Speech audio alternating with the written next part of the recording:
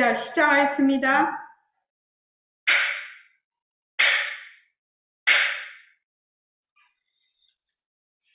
우리가 지금 하고 있는 모습공식 제일 처음에 인연과 조건으로 생긴 모습, 자체성이 없다 이렇게 돼 있죠.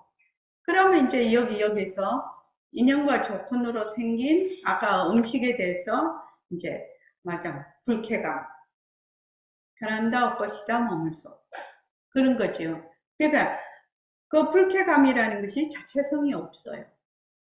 근데 그것을 불쾌감을 느끼는 사람, 느끼는 그 감정도 자체성이 없어요.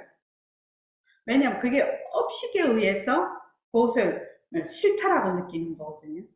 근데 그것도 인연과 조건으로 일어나요. 늙음이라는 것도 마찬가지죠. 늙음에 대해서 늙음 자체는 좋다 싫다가 없어요. 그 자체성이 없는 것이에요. 근데 늙음이 싫다라고 하는 거는 그것이 그 늙음을 바라보는 주체가 싫다라고 생각하거든. 근데 실은 그 늙음을 바라보는 주체라는 것이 있지를 않아. 그 나라는 것이 있지를 않다고. 그 나라는 것도 뭐다? 업식에 의해서 일어나는 망견이에요, 망견. 내가 없어요. 본래 우리는 빛깔도 소리도 냄새도 없는 영특스러운 슬기짜리라. 청정하다는 것이 이꼬르 공이에요. 청정, 공적이 공이에요. 공. 그러니까 백봉 선생님이 늘 얘기해요. 허공을 알아야 성품을 알고 성품을 알기 위해서는 허공을 알아야 된다. 이렇게 말하는 이유가, 말씀을 하시는 이유가 허공이라는 것 자체가 텅 비었다. 어느 곳에도 다 두루하다. 이런 뜻이거든요. 그러니까 모습이 없다라는 것을 얘기하기 위해서 허공이라는 것을 빌려와. 근데 허공은 본래 없는 거예요. 없어요. 그런데 이제 우리의 그 공적 영지한 자리는 텅 비었지만 일체만법을 놔두고 있거든요. 지금 여러분들이 지금 보고 듣고 다 하지 않나요? 일체만법을 놔두고 있지 않나요? 이거 불가사의한 일이에요. 근데 그 사람마다 어떻게 보느냐? 자기의 업식대로 보는 세상이에요. 자기의 업식대로 봐요. 그러면 내하고 저기 장현도반님하고 같이 보지 않나? 동분만견이 또 있지만 별업만견도 있거든. 그래서 만약에 A라는 것을 볼 때 내가 가지고 있는 업식을 보면 어떤 사람은 우리 이런 거 있죠. 어떤 사람은 음악에 굉장히 관심이 있는 사람, 어떤 사람은 미술에 또 관심이 있는 사람, 어떤 사람은 또 건축 또는 여러 방면으로 각기 관심사가 다 달라요. 다 다르니까 제가 그때 우리 딸하고 이제 그거를 보는데 TV를 보는데 우리 애가 나는 광고만 나오면 그냥 돌려버리거든. 광고 잘 안 보거든. 그것만 너무 근데 걔는 광고를 열심히 봐요. 그래서 어떻게 해서 그러냐 하니까 그 광고를 보면 시대가 읽힌다고 하던가 이렇게 얘기를 하고, 드라마를 똑같이 보면 저는 뭘 보느냐면은 요걸 하면은 이 작가가 그걸 어떤 식으로 이렇게 풀어나가고 지금 이 화면에서 앞으로 쓸 내용에 대해서 어떤 복선을 깔고 있나? 그리고 대화를 할 때 내가 먼저 딱 말하거든요. 그러면 그 탤런트가 딱 말을 해. 그러면 우리 집 양반이 되게 신기하다고 얘기를 하거든요. 그래서 나는 그런 면에서 이 드라마를 봐요. 실은요. 난 그렇게 봐요, 드라마를. 그러면 복선 깔린 거, 이 드라마 작가가 이 내용을 어떻게 풀어서 나갈 건가. 그걸 이제 나는, 내 같으면 나는 이렇게 풀어 나갈 건데, 이 사람은 어떻게 풀어 나갈 건가. 그래, 근데 우리 딸은 또 소품을 본다 하더라고. 그렇게 다른 거예요. 그래서 이제 내 생각에는 다른 사람도 뭐 내같이 보겠지 이래 생각할 거 아니에요. 전부 다. 그런데 안 그렇다니까요. 그렇지 않다니까요. 자기의 관심사가 다 달라요. 같은 화면을 보고 있어도. 그러면 다른 말로 하면 자기의 업식에 의해서 보고 있다라는 겁니다. 그러면 전혀 다른 드라마를 보고 있는 거예요. 그 재밌지 않습니까? 그래서 내가 지금 보고 있는 세상은 나의 업식이 낮은 세상이에요. 나의 업식이 낮은 세상이에요. 그러니까 어쩐다 저쩐다 막 자기 주장을 막 엄청나게 주장을 하고, 주장할 때는 주장해야 되겠지만 남의 말도 상당히 경청을 할 줄 알아야 된다 이 말입니다. 경청하는 이제 힘이 길러지죠. 그렇게 되면. 자, 이런 예들을 보면 50쪽 자, 다 같이 읽어봅시다. 시작. 이런 예들을 보면 주어진 상황에 대해서 우리 자신의 태도와 지각에 따라 다르게 경험한다는 것을 알 수 있습니다. 우리의 태도는 사고와 감정을 반영하고 우리의 사고와 감정은 매혹과 혐오라는 두 가지 중요한 충동을 반영합니다. 우리가 어떤 사물이나 사람이나 사건에 대해서 불쾌하게 여긴다면 혐오감을 가지고 반응하고 그 대상을 피하려고 할 겁니다. 이런 혐오감은 적개심이나 그와 연관된 부정적인 감정을 일으키는 토대가 됩니다. 그와 반대로 우리가 어떤 사물이나 사람이나 사건에 대해서 유쾌하게 느낀다면 그 대상에게 매혹되는 반응을 보이고 그것을 가지려고 애쓸 겁니다. 이런 매혹은 갈망과 집착이 일어나는 토대가 됩니다. 이렇게 매혹과 혐오감의 힘을 토대로 삼아 우리는 세상과 엮이게 됩니다. 지금 말한 것들을 생각해보면 오늘은 기분이 좋아라든가 오늘은 기분이 나빠라고 말할 때 그런 느낌을 결정하는 것은 집착이나 혐오감 등의 감정이라는 요소가 명백해질 겁니다. 그렇다고 해서 어떤 것에 대해서 유쾌하거나 불쾌하게 느끼는 것 자체가 번뇌라는 뜻은 아닙니다. 우리는 그 매혹이나 혐오감의 특별한 성질을 분석해 봐야 합니다. 네, 여기 보면 주어진 상황에 대해서 우리의 자신과 태도와 지각에 따라 다르게 경험한다는 것을 알 수 있다. 이게 이제 각각의 업식에 따라서 각각의 그걸 업지라고 하죠. 기억과 지식에 따라서 축적되어 있는. 그런데 축적되어 있는 것이 내다라는 것이 아니고 그 각각의 그 업식에 따라서 거기에 반응한다는 것입니다. 그 업식이 나라는 것이 아니에요. 나라는 것이 아닌데 우리는 나라고 착각을 합니다. 그죠? 나라고 착각을 합니다. 그런데 이제 우리가 무엇을 딱 보면 그 업식에 따라서 좋고, 불호, 나쁘고 이렇게 본다 이 말입니다. 좋은 거 아니면 나쁜 거 또는 좋은 것도 아니고 나쁜 것도 아닌 것으로 이렇게 보죠. 근데 이제 좋은 것도 아니고 나쁜 것도 아닌 거는 별 문제가 없어요. 근데 좋다, 나쁘다 이렇게 할 때는 좋은 것은 가지려고 하고 싫은 것은 배척을 하려고 해요. 그죠? 여기에서 무엇이 되느냐? 갈망과 집착이 일어난다는 겁니다. 그러니까 버리려는 것도 집착이죠. 싫으니까 막 버리려는 것도 집착이고, 가지려는 것도 집착입니다. 그것이 다 갈망과 집착이 일어나는 토대가 되는 것이요. 그래서 이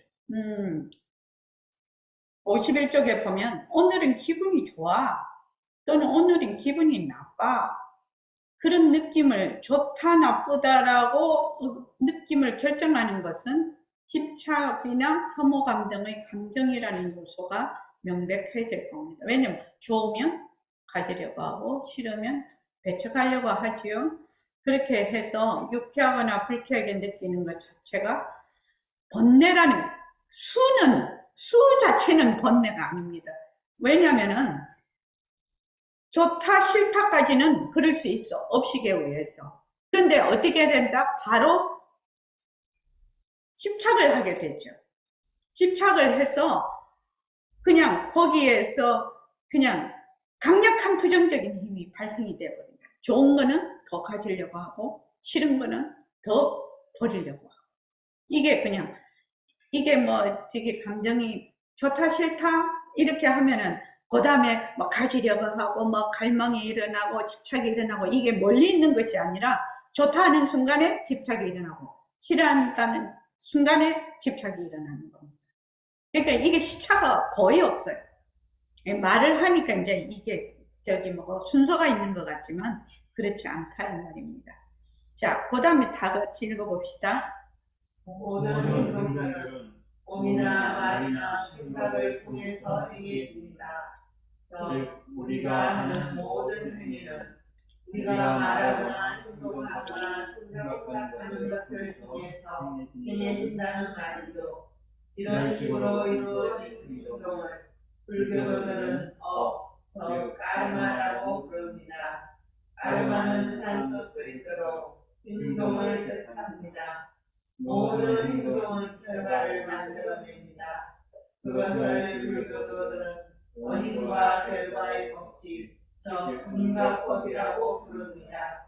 우리가 알다시피 부처님은 우리에게 좋은 결과 선업을 가져올 행동을 하고 나쁜 결과 악업을 가져올 행동을 피해야 한다고 가르쳤습니다.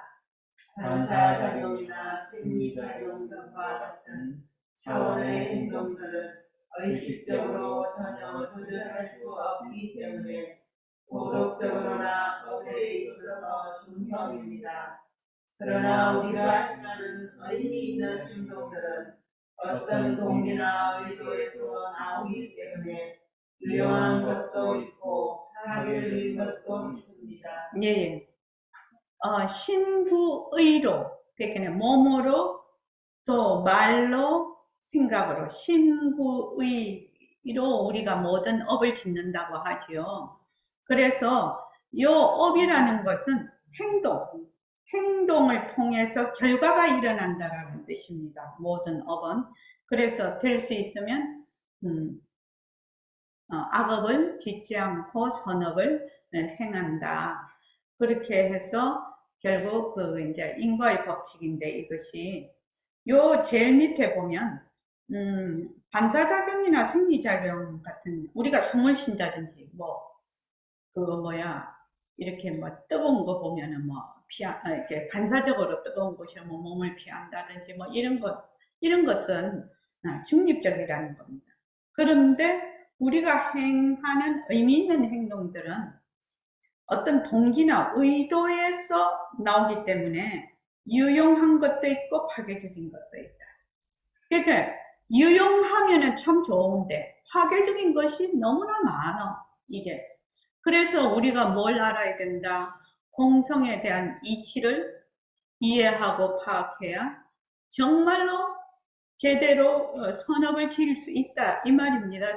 선업을 짓는데도 선에도 머물지 않는 업이죠.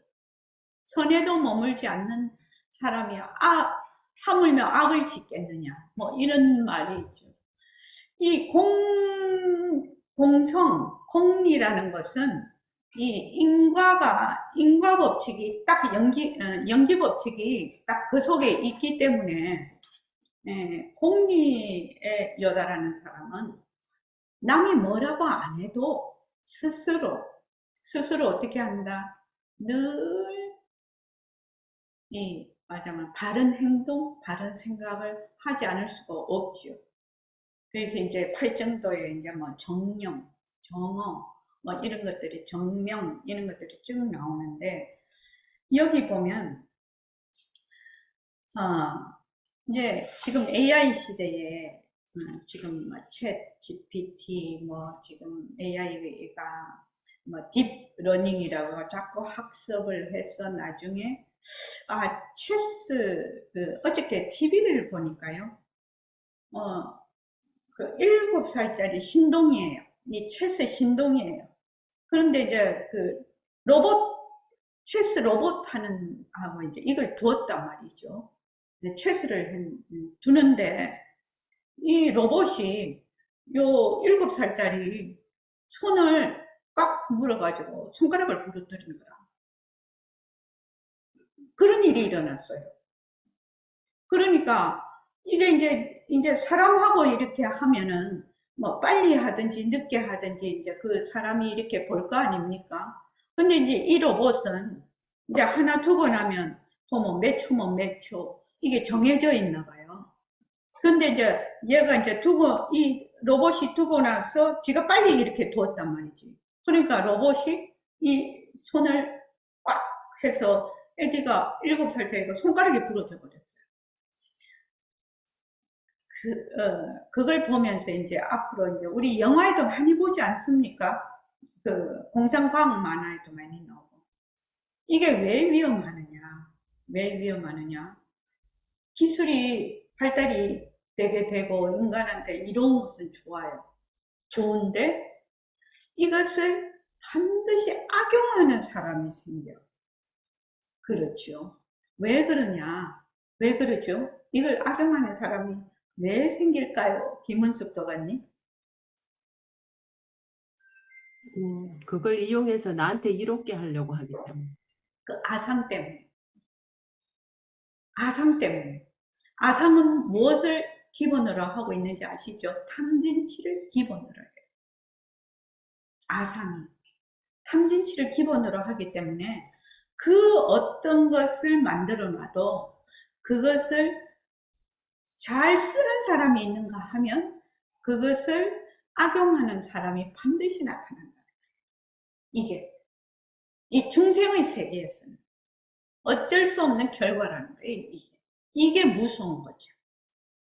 그래 뭐 지금도 막 뭐 복제하고 막 이런 것이 전부 다 공리에 다 요달한 도인들만 사는 세상 같으면 문제가 없죠. 그리고 반드시 이 인과법칙이라는 것이 아주 무서운 법칙이라는 것을 알기 때문에 그리고 그 탐진치의 공리에 요달해 있기 때문에 문제가 없는데 우리는 지금 지구에서는 99%는 공리라는 거 들어본 적도 없는 사람이 많거든. 그러니까 이게 자기가 하는 일이 자기라는 나라는 것이 내가 있다. 아상이 있어서 그 아상에 말하자면 이로운 것. 그러니까 남에게는 아주 괴로운 일인데 그 사람 자체는 이로운 거죠. 뭐 이걸 해서 돈을 많이 번다든지 뭐 권력을 갖는다든지 뭐 이렇게 되면은 이 사람이 그걸 이용을 해버리는 거지. 그래서 그 노벨이 다이너마이트를 그걸 하고 했을 때 이것이 좋은 일에만 쓰면 좋은데 지금은 뭐 완전히 그걸로 막 전쟁과 무기도 뭐 엄청나게 정말로 뭐 보도도 못한 무기가 막 생겨나고 그러던데 그런 혼란은 기본적으로 중생 세계에서 없어지지 않을 거라는 거죠. 그래서 무섭다.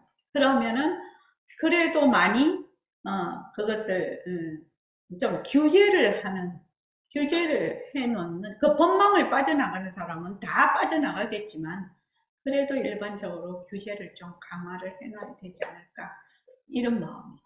실은. 그래서 52쪽. 자, 다 같이 한번 읽어볼까요? 파괴적인 행동들은 혼란한 마음 상태에서 번뇌가 치하는 마음에 의해 유발됩니다. 인간사의 역사 전체를 통해 타리를 죽이는 작은 살색의 행동으로부터 전쟁이라는 광대한 잔악행위에 이르기까지 인류의 모든 악의 비밀의 밑바닥에 깔려 있는 것은 이런 번뇌들, 저 길들여지지 않은 마음 상태들입니다. 우리가 긴 안목으로 행동의 결과를 미리 보지 못하고 짧은 안목으로 눈앞의 이익만을 위해서 행동할 때는 무지 자체도 번뇌라는 것을 기억해야만 합니다. 강한 욕망이나 강한 분노를 면밀히 조사해 보면 그 감정들의 밑바닥에는 그 감정들의 대상에가 미달리고 있는 우리 자신이 있음을 알게 되지요. 더 자세히 살펴보면 이 모든 감정의 밑바닥에는 자아라는 개념에 매달려 있는 우리 자신이 있습니다. 우리는 자아나 다른 사람들에게 원래부터 내재하는 실체가 없다는 사실을 깨닫지 못하고 사람들이 객관적인 실제로서 자체적으로 존재한다고 오해하고 있습니다. 네네. 이것이 이제 가장 큰 말하자면 무지죠. 내가 있다라는 거. 내가 실제, 객관적인 실제로서 존재한다는 거. 이거죠. 그래서 나와 사람들이 객관적인 실제, 나와 사람뿐만 아니라 일체의 모든 법들, 산하 대지들이 전부 실제로서 자체적으로 존재한다라고 말하자면 오해하고 있는 것이 바로 무명입니다. 그래서 이 자아라는 개념, 내가 있다, 가장 밑바닥에는 내가 있다는데 우리가 겉으로 나타날 때 두려움이다, 불안이다, 뭐 좋다, 나쁘다 이런 모든 감정의 모든 생각의 밑바닥에는 내가 있답니다. 그래서 요 내가 본래 자체성이 없다. 자체성이 없다. 라는 것을 모르면 어떻게 되느냐? 맨날 헤맨다는 겁니다. 맨날 헤매요. 맨날 헤매요. 그러니까 백봉 선생님이 늘 너는 몸뚱이로서의 내가 아니라 색신으로서의 내가 아니라 허공으로서의 나다. 허공으로서의 나다. 그러니까 공적 영지한 나다. 청정 강명한 나다. 빛깔도 소리도 냄새도 없으면서 영특스러운 슬기짜리다. 그게 허공으로서의 나거든요. 절대성으로서의 나거든요. 그러니까 그 말씀이 얼마나 대단한 말씀인지 아마 여러분들이 공부를 하면서 이제 느끼실 거예요. 그래서 내가 만약에 허공으로서의 나다, 이것이 허공으로서의 나로서 일체 모습을 굴리는 것이 새말개거든요. 새말개. 허공으로서의 나라는 것도 실체가 없는 거죠.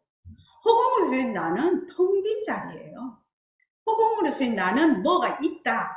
이러면 제법모아에 어떻게 된다? 어긋나는 겁니다. 부처님의 삼법이네. 그러니까 법무화, 인무화.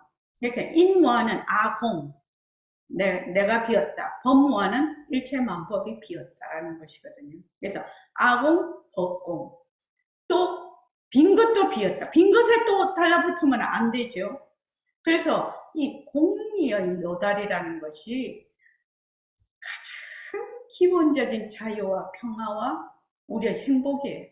실은요. 그게 열반이에요. 해탈이에요. 공리의 요달하는 것이. 그래서 그 무엇이 됐든지 자체성이 없다예요. 그 무엇이 됐든지 자체성이 없다는 것도 자체성이 없는 것이에요. 여러분들이 그렇게 공부를 해주시면 너무너무 고맙겠어요. 그렇게 공부를 해야 정말로 부처님 불자예요. 정말로 불자라고요. 내가 불자냐? 불자 아니냐? 가늠하는 것이 뭐라고 했죠? 삼법인이에요. 삼법인은 재행이 무상이며 일체의 모든 현상은 변한다라는 거예요. 항상하지 않다.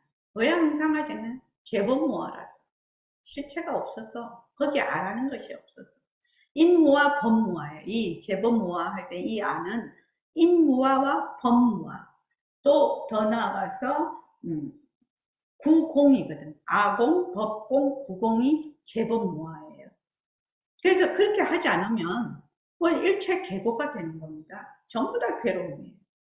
그래서 여기 줄 좀 꺼 놓으시죠. 이게 보시고.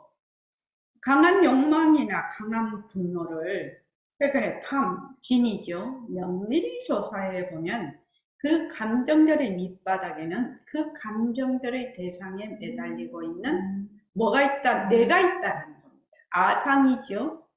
더 자세히 살펴보면 이 모든 감정의 밑바닥에는 자아라는 개념, 그러니까 고정불변하고 개별적이고 독립적인 내가 있다 라는 우리 자신이 있다라는 겁니다. 우리는 자아나 다른 자아, 나죠. 나나 다른 사람들에게 본래부터 내재 안에 실제가 없다는 사실을 깨닫지 못하고 사람들이 객관적인 실제로서 자체적으로 존재한다고 오인을 하고 있는 겁니다. 그러니까 우리가 이제 지금 나도 내가 있다. 지금 각성거사님이 계시면 각성거사님도 실체가 있다. 나 일심행도 실체가 있다. 저기 정원심도 실체가 있다. 이렇게 보는 겁니다. 그래서 이걸 어떻게 보라고요? 인형과 조건으로 생긴 일심행, 자체성이 없다, 변한다, 헛것이다. 이렇게 보라는 거죠. 자기 자신을 가장 먼저 자기 자신을 본래 나는 허공으로서의 나다. 이 말이죠. 허공으로서의 나다. 이렇게 되려면 어떻게 해야 되냐면은 인연과 조건으로 생긴 일체의 모든 모습은 변한다 헛것이다. 변한다 헛것이다를 꾸준히 해서 거기에서 도대체 연기라는 것이 무엇인지, 인이 있으면, 인연과 조건이 있으면 생겼다가 인연과 조건이 다음에 사라지는 이 인연법을 깨달아야 되는 거죠. 이 인연법을 깨달으면 이 인연법에 의해서 생기는 일체의 모든 모습을 그 속에 뭐가 없다? 실제가 없다. 이건 다른 말로 공성이다 이 말이죠. 그래서 연기를 깨달으면 공성을 깨달아. 공성을 깨달으면 연기를 깨닫는 거예요. 그래서 연기를 보면 바로 부처님의 법을 본다. 이렇게 돼 있어요. 연기를 보면 바로 부처님의 법을 보는 거죠. 공성을 깨닫는 거 아닙니까? 공성을 깨닫는 거 아닙니까? 그런데 요거를 정말로 붙잡고 잘할 수 있는 방편을 만들어 놨다는 거예요. 뭐야? 모습공식이잖아요. 모습공식. 그래서 모습공식을 머리로 뺑뺑 하는 게 아니라는 거지. 실제로 하라는 게 실제로. 나도 본래 공성이고 너도 공성이고 내가 보는 일체 모습도 공성이고 들리는 소리도 공성이고 다 공성이라. 공성인데 거기에서 어째 이것이 보이노? 어째 이것이? 그거는 우리의 영지의 작용으로 보여. 그래서 그런데 헛것이라 실제가 있는 게 아니요. 이런 모든 모습이 헛것이라. 그러면 이 헛것인 것이 무엇으로 되살아난다고 했죠? 작용으로. 본래 나의 허공으로서의 나의 작용으로서 내가 지금 보기도 하고 듣기도 하고 말하기도 하고 일체만 보고 내가 오늘 아침에 선언해서 오늘은 집에서 선언해 가서 법문을 해야 되겠구나. 또 이런 일을 좀 처리를 해야 되겠구나. 이렇게 하는 것이 전부 다 뭐다?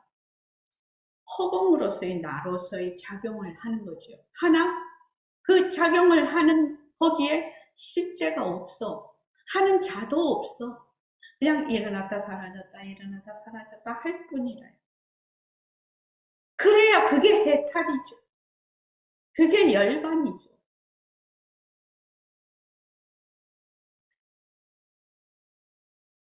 윤경숙 씨가 그래 생각한다. 말 들을 때는 내가 다 알 거 같는데 와 이래 안 되노? 다 이란다 지금. 그제? 그래서 그 다음 한번 읽어보십시다. 이거 참 중요한 얘기죠. 그래서 이게 이제 다른 말로 하면은 둘러보는 거죠. 이견 착상 납기굴이죠. 둘러보는 나와 너. 그러니까 주체와 객체로 나눠져 있다라는 얘기입니다. 이게 지금 주체와 객체에는 뭐가 없다? 실제가 없는데 주체라는 실제가 있고 객체라는 실제가 있다라고 생각합니다. 이렇게 되면은 우리는 전부 다 이게 당연한 사고방식이라 그래서 이게 점점 굳어져서 내가 세상을 바라보는 방식이라 내가 있고 세상이 있고 그러니 이게 지금 불교 공부하러 이제 우리가 이제 우리 선원 같은 데서는 맨 이 소리를 하는데 일반 절에서 뭐냐면 일반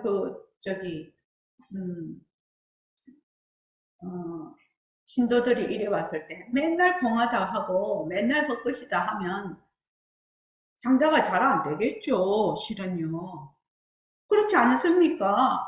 맨날 공하다 헛것이다 하는데 근데 우리는 뭐 그럴 염려가 없으니까 맨날 공하다 헛것이다 하는 거지만 자, 그 다음 한번 읽어보십시오. 할세의 인도 불교 철학자인 짠드라 기르티가 중론주의에서 말한 것처럼 우리는 잘하는 것이 실제한다고 생각한 다음에 다른 사람들의 자아도 실제로서 존재한다고 확대해서 해석합니다. 우리는 우선 나라는 느낌을 가진 다음에 어떤 것을 나의 것이라고 파악합니다. 우리 자신의 마음을 관찰해 보면 자아가 실제한다는 생각이 강할수록 그 생각은 부정적이고 파괴적인 감정을 더 강하게 만들어낸다는 걸 알게 됩니다. 자아가 실제로 있다는 생각과 우리 마음속에 파괴적인 감정이 일어나는 것 사이에는 매우 긴밀한 인과관계가 있습니다. 이런 잘못된 믿음이 우리 마음을 지배하는 한 우리는 영원한 기쁨을 누릴 가능성이 없습니다. 이것이 바로 윤회 속에 갇혔다는 뜻입니다. 보통은 바로 무지의 노예가 된 존재를 가리킵니다. 예, 여기도 상당히 중요하니까 줄을 잘 펴놔서 여러 번 읽어보십시오. 여기 보면 짠드라 기르티가 이제 이렇게 말씀을 하셨다는 겁니다. 우리는 내가 있다. 자지요. 내가 있다라고 생각한 다음에 어떻게 하냐. 다른 사람도 있다. 다른 사람도 실제로 더 존재한다고 확대 해석을 한다는 겁니다. 이렇게 이제 말씀을 이렇게 이제 해놨는데 내가 있다 하면은 바로 너가 있다죠. 바로 너가 있다가 됩니다. 그래서 우선 나라는 느낌을 딱 가지면 어떻게 해야 되느냐. 나의 것이 생깁니다. 아가 있으면 소가 생긴다 이 말입니다. 느낀 다음에 어떤 것을 나의 것이라고 파악합니다. 그래서 우리 자신의 마음을 가만히 관찰해 보면 내가 있다라는 생각이 강할수록 부정적이고 파괴적인 감정을 더 강하게 만들어낸다는 걸 알 수 있다. 왜냐면 분별이 심하지요. 야, 니 진짜 분별이 심하네. 우리 이런 말 있죠. 니 진짜 분별이 심하네.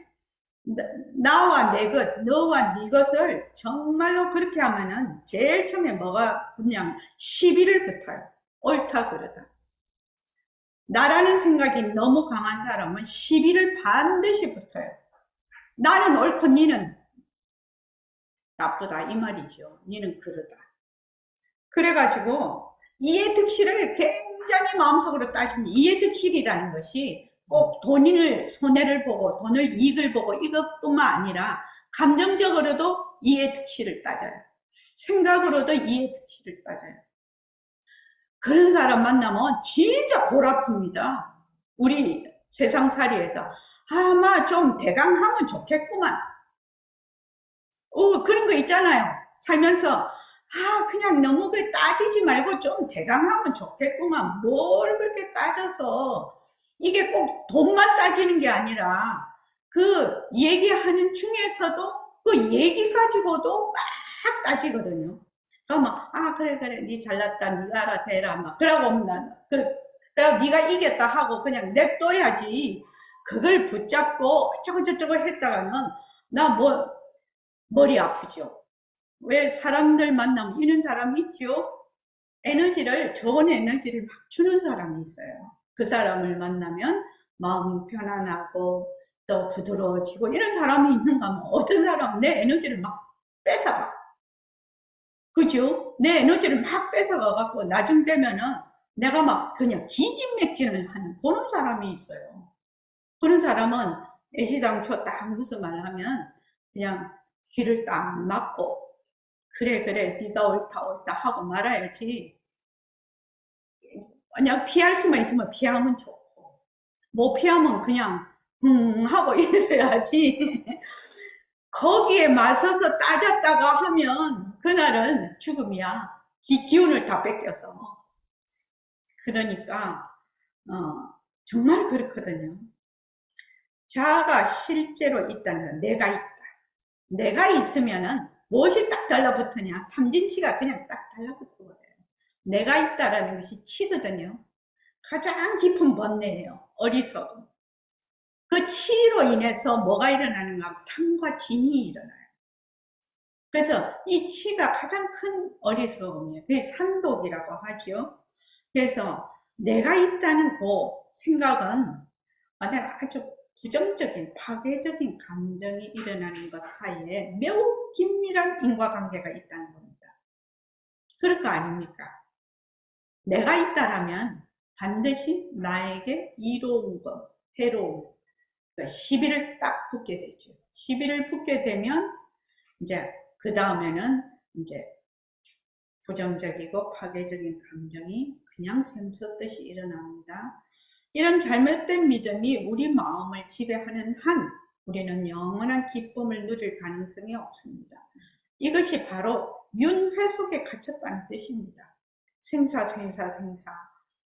감정의 생사, 어리석음의 생사. 그러니까 무시로 인해서 일어나는 괴로움 속에 갇혔다라는 이야기입니다. 그래서 고통은 바로 무지의 노예가 된 존재를 가리킵니다. 저번에도 제가 얘기했죠. 저녁에 또 산책을 하면 반려견들이 꽉 나옵니다. 저녁에. 요새는 저녁이 좀 시원해요. 그죠? 반려견들이 꽉 나오는데 주인이 딱 줄을 매가지고 여기로 가자면 여기로 가고 절로 가자면 절로 가고 이런데 그걸 가만히 보면서 제가 우리의 이게 목걸이가 뭐지요? 우리의 목걸이는요. 우리 개목걸이는 뭐지요? 무지와 번뇌라요. 이게 그냥 나를 이리 끌고 저리 끌어가는 거예요. 근데 나는 모르지. 자기가 되게 잘난 줄 알죠. 그래서 정말로 중요한 것은 연기와 공성에 대한 이치, 공리를 반드시 이해하고 파악하고 요달해야 된다. 이게 우리 공부의 시작과 끝이에요. 자, 그 다음 읽어보십시오. 많은 번뇌들이 있고 그 번뇌들을 구분하는 방법들이 여러 있지만 집착과 분노와 어리석음 이것들을 마음의 세 가지 독이라고 부를 때가 많습니다. 독이 몸에 해를 끼치고 신체적 고통을 가져오고 심지어 사람의 생명을 죽일 수도 있는 것처럼 이 세 가지 번뇌도 역시 우리에게 심한 고통을 가져오고 죽음을 재촉할 수 있습니다. 궁극적으로 마음의 번뇌들은 우리 자신과 남들에게 고통을 가져올 뿐 아니라 우리가 행복을 얻지 못하도록 방해합니다. 그런 의미에서 보면 우리의 마음 상태들이야말로 우리의 진짜 적입니다. 이런 내부의 적들은 외부의 적들이 저지를 수 있는 것보다 훨씬 더 치명적입니다. 외부의 적으로부터는 우리를 숨길 기회라도 주지만 마음의 번뇌는 우리가 어디를 가든지 우리 마음속에 생길 수 있습니다. 더구나 내부의 적은 언제나 우리의 적으로 남아 있습니다. 내부의 적이 앞으로 언젠가 친구로 변할 가능성은 전혀 없습니다. 내부의 적으로부터 숨을 장소는 어디에도 없습니다. 내부의 적을 우리 편으로 만들 수도 없고 내부의 적이 우리에게 공격을 멈출 리도 없습니다. 그렇다면 우리가 무엇을 할 수 있을까요? 네. 그러니까 내부의 적으로 여기 참 내부의 적으로부터 내부의 적이 앞으로 친구로 변할 가능성도 없고 내부의 적으로부터 숨을 장소도 없고 내부의 적을 우리의 편으로 만들 수도 없고 내부의 적이 우리에게 공격을 멈출 리도 없다는 겁니다. 이 번뇌라는 것은 무지에 의해서 일어나는 거지요. 이 무지를 타파하지 않는 한은 우리는 영원히 윤회의 그 괴로움 속에 갇혀버리는 겁니다. 그러니까 어떻게 해야 된다? 이 무지를 말하자면 벗어나고 무지를 관통하는 것은 오로지 공성, 공리에 요달하는 것이다. 공리에 요달하는 방법. 공리에 어떻게 요달을 할까? 일체만법이 공하다라는 걸 어떻게 알 수 있을까? 다른 말로 하면 일체 인연과 조건으로 생긴 일체의 모습에는 뭐가 없다? 자체성이 없다. 거기에 실체가 없다. 변한다.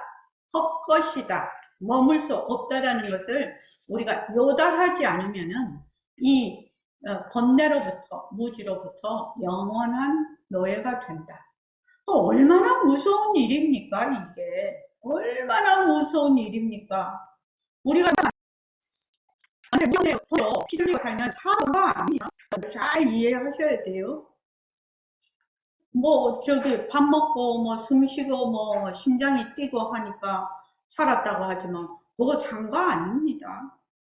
그건 언제든지 변할 수 있죠. 우리가 산다라고 하는 것은 영원히 사는 것을 말을 하죠. 생멸이 없는 삶이죠. 생멸이 없는 삶을 우리가 지금 공부하는 거죠. 그러니까 이제 말씀을 이제 아주 보드랍게 해놓으신 거지요. 보드랍게 해놨지만 이렇게 보드랍게 해놓으면 우리가 정신이 안 차려져요. 실은요. 정신이 안 차려집니다. 실은. 그러니까 그 뒤에 한번 54쪽에 한번 보십시오. 다 같이 한번 그 앞에만 좀 볼까요? 고통의 원인을 버려라. 여기 그 앞쪽만 조금 읽어볼게요. 우리 자신을 버려라. 우리 자신을 포함한 모든 현상이 그 자체 속에 내재하는 실제를 갖고 있지 않다는 사실을 명확히 깨닫고 나면 저 공성을 깨달으면 우리는 부정적인 감정에서 벗어나서 더 이상 악업을 짓지 않게 되고 내부의 적은 힘을 발휘하지 못합니다. 이런 과정을 거치고 나면 나와 나의 뜻이 영원히 존재한다는 잘못된 생각으로 인해 저질렀던 잘못들을 더 이상 저지르지 않게 되며 그런 생각으로 인해 파생적으로 일어났던 강한 번뇌들도 일어나지 않게 됩니다. 자나 모든 현상들 속에는 내재하는 실제가 존재하지 않는다는 사실, 저 공성을 통찰하기 시작하는 순간 우리를 혼란시켰던 잘못된 생각들이 해체되기 시작합니다. 자아와 현상의 공성을 처음으로 통찰하기 시작하는 순간 우리는 무지의 노예 상태에서 벗어나기 시작하며 내부의 적의 공격을 피하기 시작합니다. 자아에 대한 오해를 버리고만 하면 우리는 무지한 중생을 묶고 있는 인과적 족쇄를 풀기 시작합니다. 영원한 자아가 존재한다는 생각에 매달리는 것이 무지입니다.